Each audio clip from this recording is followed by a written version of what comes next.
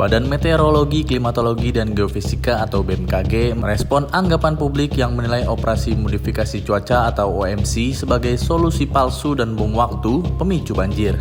Menurut BMKG, pandangan tersebut keliru karena selama ini OMC dilakukan untuk memitigasi bencana dengan metode terukur berbasis sains. BMKG pada Rabu 28 Januari 2026 mengatakan tantangan perubahan iklim bukanlah isapan jempol karena potensi terjadinya hujan ekstrim juga akan terus meningkat.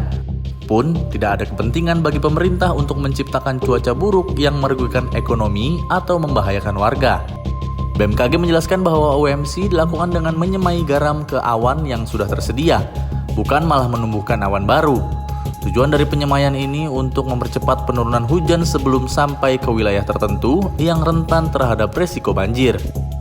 Terkait kekhawatiran bahwa OMC memindahkan hujan hingga memicu banjir di wilayah tetangga, BMKG menerapkan dua metode teknis yang presisi. Metode pertama adalah jumping process, di mana tim mendeteksi suplai awan dari laut dan menyemainya agar hujan jatuh di perairan sebelum mencapai daratan.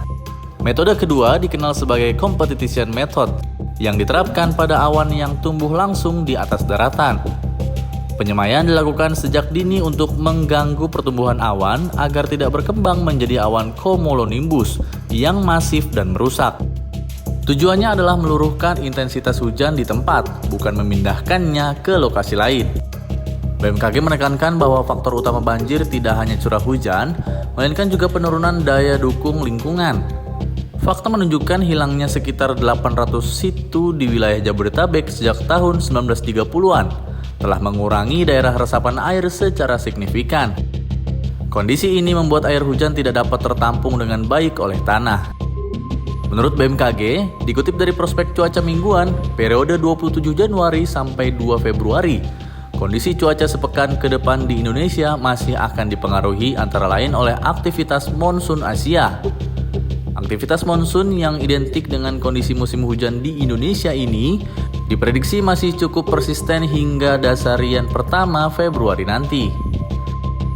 Selain itu, Cross Equatorial Northerly Surge atau CENS juga diperkirakan masih aktif dalam beberapa hari ke depan.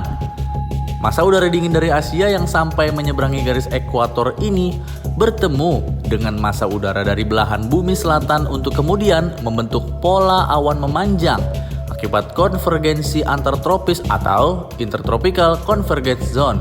Sepekan ke depan pula, BMKG mengungkapkan daerah tekanan rendah berpotensi terbentuk di Samudra Hindia Selatan Banten, Teluk Kartapentaria, dan daratan Australia Barat Laut yang mampu membentuk daerah perlambatan kecepatan angin atau konvergensi di wilayah Indonesia bagian selatan.